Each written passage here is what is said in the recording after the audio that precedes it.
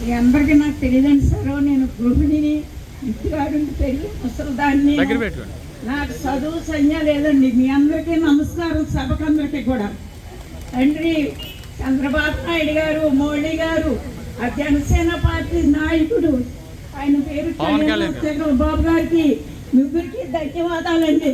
నిజంగా ఆ మహానుభావుడు, ఆ ముగ్గురు త్రిమూర్తులాగా మనకు చేసిన సహకారం ఏ తల్లిదండ్రులకు కూడా బిడ్డలకు కూడా చేయలేదండి.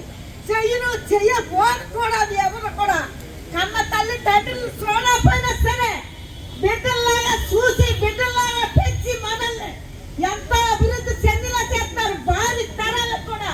అలాంటి ముగ్గురు మూర్తులు ఆ ఒక పరిపాలన కావాలండి బాబు. బయటకు వచ్చి మాట్లాడతాను పోయేసింది బాబు. ఎక్కడికన్నా వెళ్తే ఎవరన్నా అంటారేమో, ఎక్కడికన్నా వెళ్తే పిచ్చిని తీసేస్తారేమో, ఎక్కడికన్నా వెళ్తే మనకు పోలేదేమో అది భయపడిపోయి ఇంట్లో ఉన్న గృహిణిని బాబు. నేను బాబు నువ్వు చేసిన ఘనకార్యం ప్రజల దేశ ప్రజలందరూ కూడా ధన్యవాదాలు తిరుగుతున్నారు. అది స్వామి నీలాంటి పరిపాలన భావి తరాలకు కూడా, నా మనవలందరికీ కూడా మీలాంటి పరిపాలన కావాలి బాబు. మీలాంటి సామర్థ్యవంతమైన చరిత్ర ఉన్నవాళ్ళు కావాలి బాబు. అంతేకాని బాబు బాగా ఇది తెర మీద పడి బూతులు తిట్టుకునే వాళ్ళు కాదు బాబు.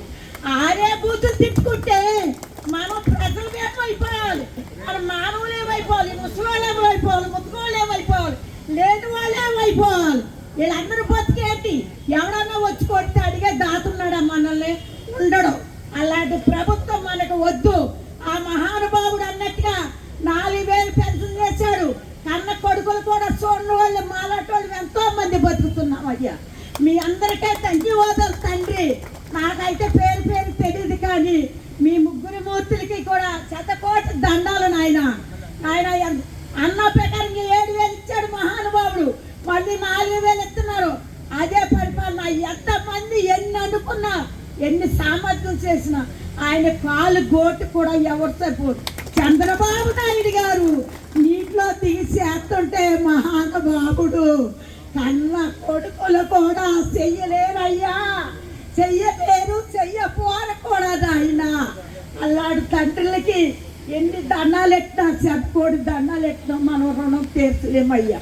ఇంత అలాంటి మహానుభావులు, అలాంటి పరిపాలన ఎప్పుడూ కావాలి. నాలాంటి ముసలి వాళ్ళు కూడా అన్నాదంతగా ఉండాలయ్యా. మహానుభావ చంద్రబాబు నాయన మేము త్రిమూర్తులు ముగ్గురు అలాంటితే కోరుకోవాలని కోరుకుంటున్నాం.